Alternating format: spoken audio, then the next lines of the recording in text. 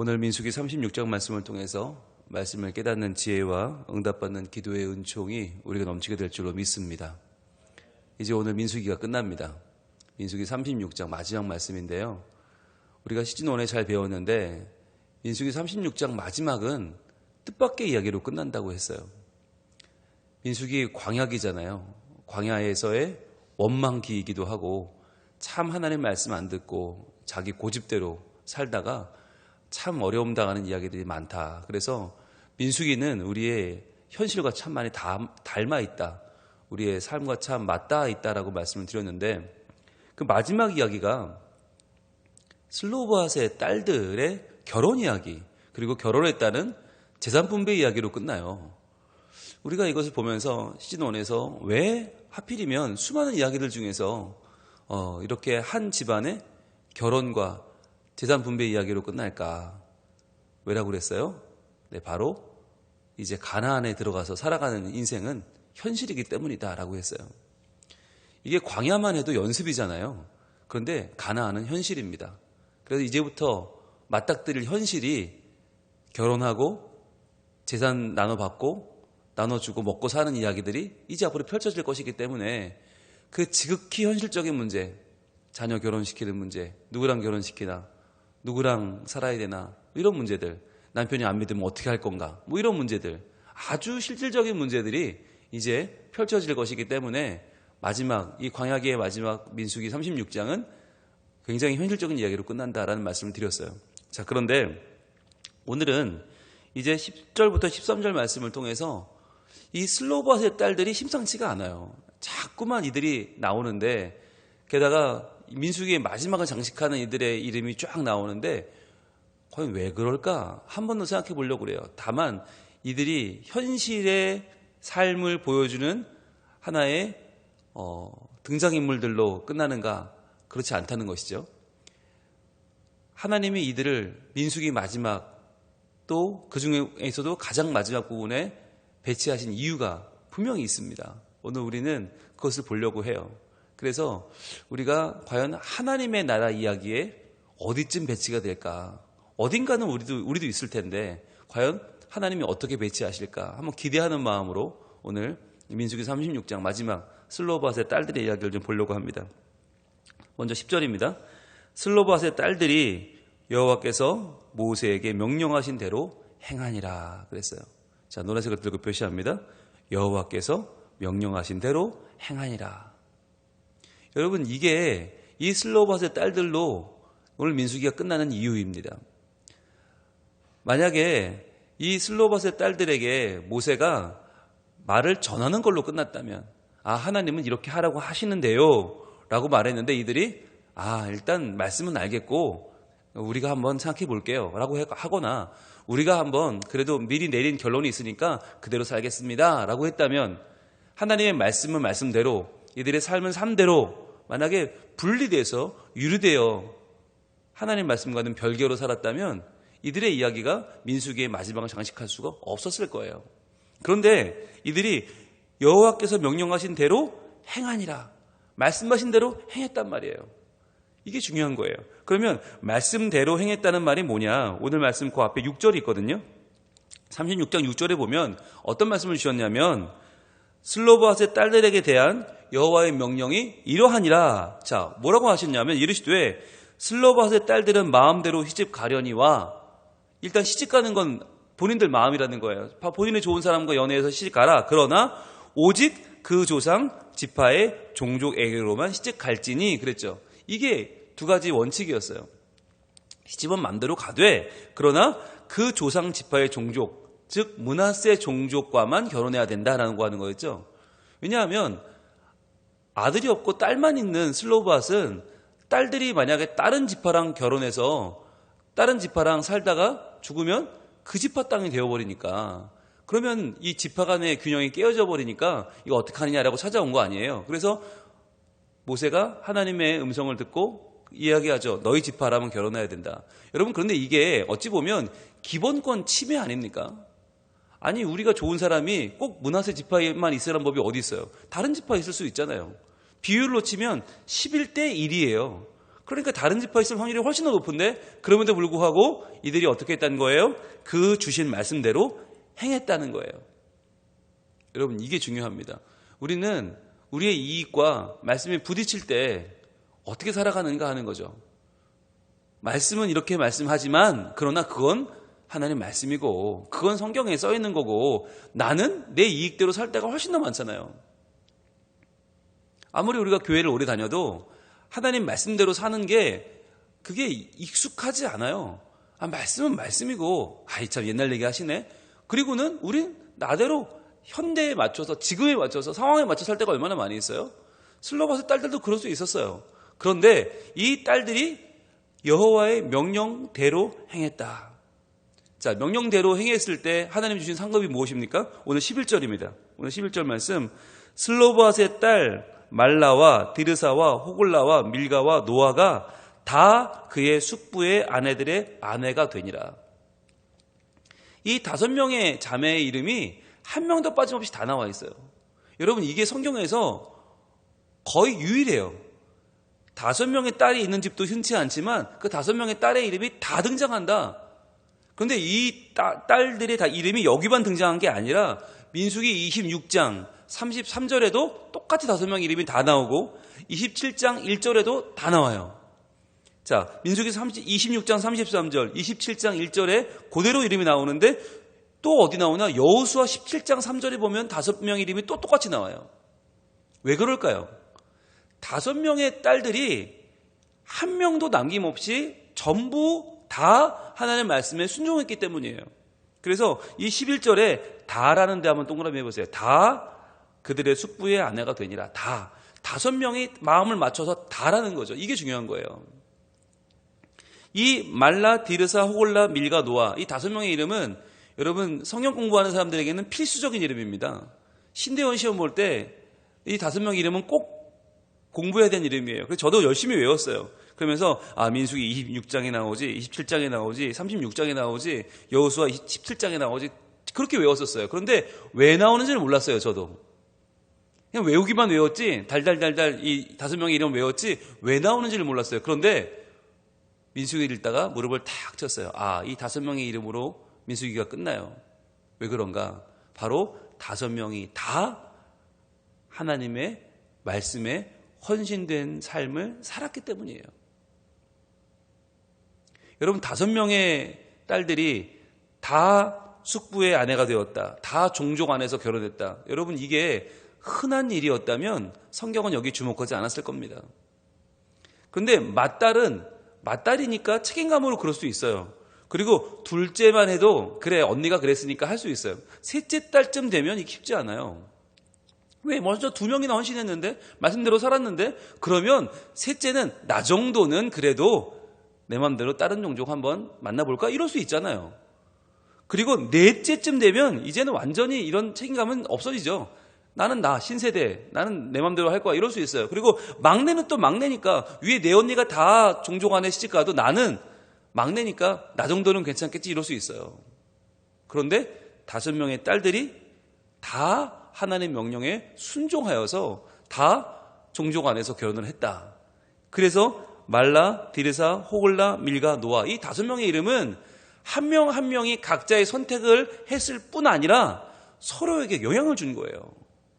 이게 중요한 거예요. 서로에게 영향을 주면서 서로가 하나님의 말씀을 준행할 수 있도록 서로가 붙잡아주는 역할을 한 거예요. 그래서 이 5명의 이름이 민수기에만 3번, 여호수아에 1번, 4번이나 5명의 이름이 그대로 한 명도 빠짐없이 기록이 되고 있는 것입니다.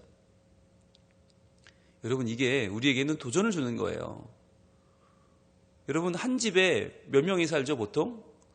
딸이 5명 있는 집은 쉽지 않지만 한 집의 구성원을 보면 4명 내지 5명 정도 되지 않습니까? 저희 집은 지금 6명이 살고 있는데 과연 하나님의 말씀을 우리 모두가 다 순종할 수 있는가? 그것도 서로가 서로에게 영향을 미치면서 서로가 서로를 붙잡아주면서 누구도 말씀 밖에 나가지 않도록 말씀 안에 살 수 있도록 도와주는 역할을 하고 있는가 하는 거예요. 어찌 보면 아버지는 가장이니까 말씀대로 산다고 칩시다. 그러면 아내는 나 정도는 이럴 수 있어요. 아니 부모님은 말씀대로 살아도 자녀들이 나 정도는 이럴 수 있어요. 자녀들까지 살아도 연로하신 부모님은 에이 나는 다 살았으니 이럴 수 있어요. 그런데 누구도 예외 없이 서로가 서로에게 좋은 믿음의 본을 보여서 그 믿음의 본을 서로가 서로에게 영향력을 미치고 그래서 서로가 서로를 붙잡아 주어서 결국 믿음 안에 다 하나님의 말씀을 따라 살았다라고 한다면 하나님이 그 가정을 어떻게 보시겠어요? 바로 성경에 모두의 이름을 다 기록하시는 놀라운 하나님의 응답으로 하나님의 사랑으로 우리에게 하나님 나라의 등장인물, 하나님의 스토리의 주인공이 되는 복을 주실 줄로 믿습니다. 여러분 그게 오늘 민수기의 마지막 이 슬로바스의 딸들의 이야기예요. 여러분 이 5명의 딸들이 어떤 일을 했나 보세요. 그 아버지 슬로보앗은 여러분 뭐 한 사람인지 아세요? 아무도 몰라요. 성경에 그냥 므낫세의 현손이다라는 거 외에는 아무 정보가 없어요. 그런데 왜 슬로보앗이라는 이름이 성경에 그렇게 많이 나오죠? 딸들 때문이에요. 딸을 잘 키웠더니 아버지의 이름이 끊임없이 나와요. 여러분 므낫세 지파, 그 므낫세 지파도 사실은 별로 유명한 지파가 아니에요. 절반은 요단 동편에 살고 절반은 요단 서편에 사는 힘도 없는 반으로 쪼개진 지파. 요셉의 큰아들이지만 작은 아들 에브라임이 훨씬 더 잘 됐죠. 팔을 어긋나서 야곱이 축복했어요. 둘째가 훨씬 잘 됐어요. 에브라임은 거의 북이스라엘을 쥐고 흔들어요. 그런데 므낫세는 아무것도 아니잖아요. 므낫세 지파 중에 제일 유명한 사람이 슬로보앗이에요. 왜? 5명의 딸들을 믿음으로 키워낸 거예요. 여러분 여기에 우리의 이 민수기를 마무리하는 초점이 있어요. 돈을 많이 번 것도 아니고 높은 자리를 한 것도 아니고 사람들이 주목할 만한 그 어떤 일도 한 게 없어요. 슬로보앗은. 그러나 5명의 딸들을 하나님 명령에 순종하는 딸들로 길렀어요. 이게 그에 대한 하나님의 평가고 그에 대한 하나님의 상급입니다. 여러분 그래서요 우리가 살아갈 때 과연 무엇을 기준으로 살아야 되는가? 과연 내가 조금 더 이익을 보고 내가 조금 더 잘 되고 내가 조금 더 사람들에게 좋은 소리 듣는 게 그게 과연 나의 삶의 유익인가? 아니면 정말 내가 손해를 보는 한이 있어도 내가 조금 양보하는 한이 있어도 그러나 말씀으로 살고 말씀 안에서 하나님의 영광을 위해 살아가는가? 여러분 이것은요 우리의 마지막에 하나님의 평가에는 너무나 큰 영향을 미치는 것입니다. 그래서 우리가 지금 미래를 결정하라. 지금 나의 죽음 이후를 결정해야 되는 거예요. 죽고 나면 늦어요. 이 땅에서 결정해야 돼요. 과연 슬로바처럼 나의 딸들을 믿음으로 키워서 나의 자녀들을 통해서 천국에서 빛나는 사람이 될 것인가? 하나님 앞에 이들이 명령을 다 행했다라고 하는 이름으로 기록될 것인가? 아니면 돈은 좀 벌었는데 집은 좀 늘렸는데 하나님 앞에서는 볼 것이 없었다. 그렇게 인생이 끝날 것인가? 여러분 이 땅에서 얻는 게 정말 유한해요. 많이 살아야 70에서 80, 90에서 100살이면 끝나는 인생을 여러분 우리는 너무 영원한 것처럼 알고 살고 있어요. 그 안에서 아둥바둥 살다 보니까 그 안에서 승부를 보려고 하고 그 안에서 뭔가를 얻으려고 하다 보니까 결국 영원한 삶에서는 얻을 게 없잖아요. 슬로보앗은 이 땅에서 뭘 얻었는지 아무도 몰라요. 상관이 없으니까. 그건 다 지나가는 것이니까. 그건 다 잊혀지는 것이니까. 그러나 영원히 남는 것이 뭐예요? 하나님 말씀을 지켰느냐 하는 거예요. 하나님 말씀에 관심을 가지고 그분의 말씀을 인식했는가? 그 말씀을 인정했는가? 나에게 주시는 말씀으로 그 말씀을 인식하고 인정하는 것은 매우 중요한 거예요. 그렇게 살았기 때문에 말씀대로 산 5명의 딸들이 하나님의 말씀을 인식했고 하나님 말씀을 인정하는 삶을 살았기 때문에 이 5명의 이름이 지금 세트로 성경에 4번이나 변함없이 기록되고 있는 것입니다. 여러분 그래서 어떤 영향을 미쳤어요? 바로 12절 그들이 요셉의 아들 므낫세 자손의 종족 사람의 아내가 되었으므로 자, 므낫세 안에서 다 결혼했기 때문에 어떻게 됐어요? 그들의 종족 지파에 그들의 기업이 남아 있었더라. 그들의 종족 지파에 그들의 기업이 남아 있었다. 이게 왜 중요합니까? 이게 하나님의 뜻이에요. 하나님의 뜻은 12지파가 한 지파의 몰리지 않고 치중되지 않고 골고루 모두가 함께 잘 사는 것이 하나님의 뜻이에요. 근데 사람들의 뜻은 다르죠. 사람들의 뜻은 부익부 빈익빈이에요. 잘 되는 집은 계속 잘 되고 안 되는 집은 계속 안 되는 게 사람의 법칙이에요. 그게 세상의 흐름이에요. 그런데 하나님의 뜻은 어디 있는가? 약자도 잘 살 수 있고 강자도 남을 배려하며 살 수 있도록 하는 게 하나님 뜻이라는 거예요. 그러니까 우리가 하나님 말씀에 헌신할 때에만 우리는 낮은 자를 돌볼 수 있고 힘없는 자를 돌아볼 수 있고 험한 곳으로 갈 수 있는 거예요. 그 자리가 십자가 아닙니까? 십자가의 자리로 갈 수 있는 거예요. 어떤 때에만, 하나님 말씀에 순종할 때에만. 하나님 말씀이 없으면 다 잘 되는 대로 몰려갑니다. 다 1순위로만 몰려가고요. 그래서 사람들이 되는 자리는 미어터지고 안 되는 자리는 아무도 없어요. 근데 말씀에 순종했더니 각 종족의 모든 기업이 남게 되었다. 모두가 함께 잘 사는 나라가 되었다는 거잖아요. 모두가 함께 하나님의 은혜를 입게 되었다. 이게 중요한 거 아닙니까? 여러분, 우리는 항상 동경하는 바가 있어요. 뭔가 좀 좋아 보이는 거, 커 보이는 거, 대단해 보이는 거. 아, 거기 살면 좋지 않을까? 그런 회사에 다니면 좋지 않을까? 그런 학교에 다니면 좋지 않을까? 그런 모임에 끼면 좋지 않을까? 여러분, 그런데 더 중요한 게 있어요. 뭐예요?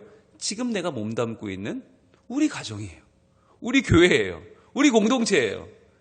우리는 더 큰 거, 더 삐까번쩍한 거, 더 멋있어 보이는 게 아니라 지금 내가 속해 있는 이 공동체를 하나님이 기뻐하시는 공동체로 만들 책임이 있어요. 그게 우리가 하나님께 부름받은 이유고 우리가 받은 사명이에요.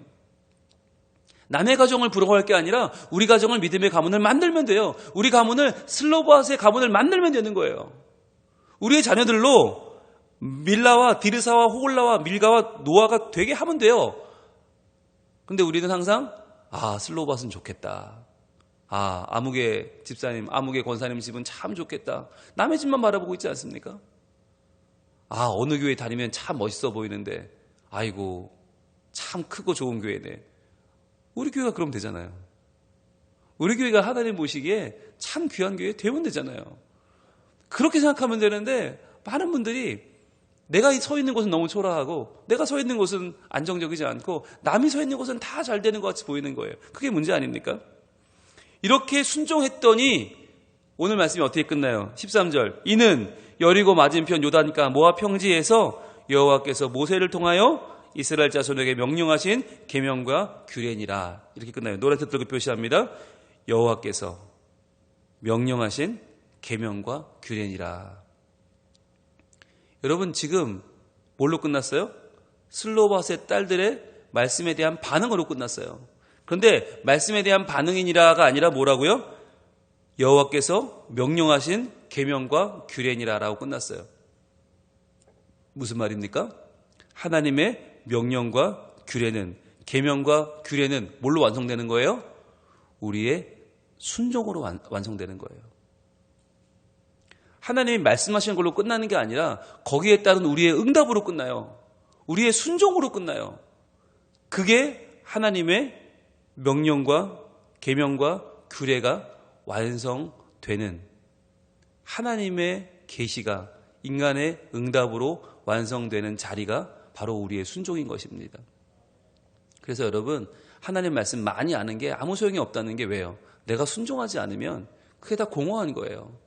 그게 그냥 스쳐 지나가는 거, 내 귓가를 지나가는 말씀은 아무 의미가 없어요. 그게 내 말씀에 소위 착상이 돼야 돼요.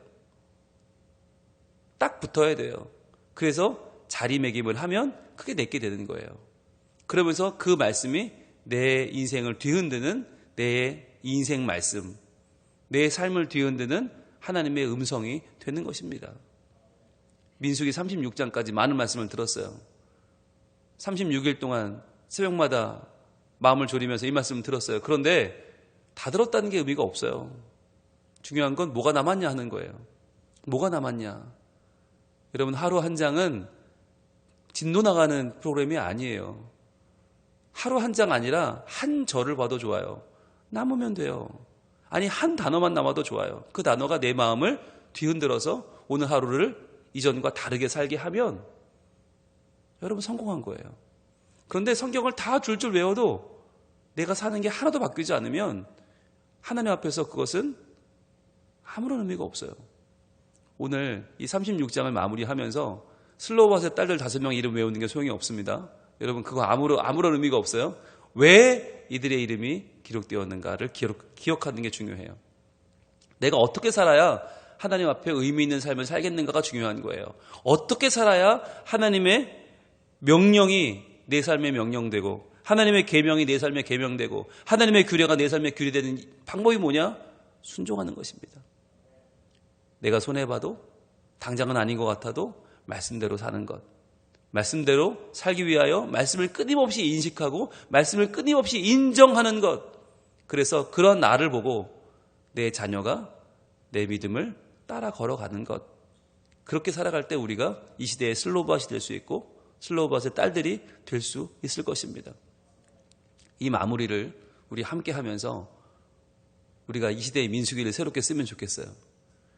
이 시대의 민수기는 여전히 우리 힘들죠. 여전히 광야죠. 여전히 불평 많죠. 여전히 원망하죠. 그러나 우리의 마무리는 순종이기를 원합니다.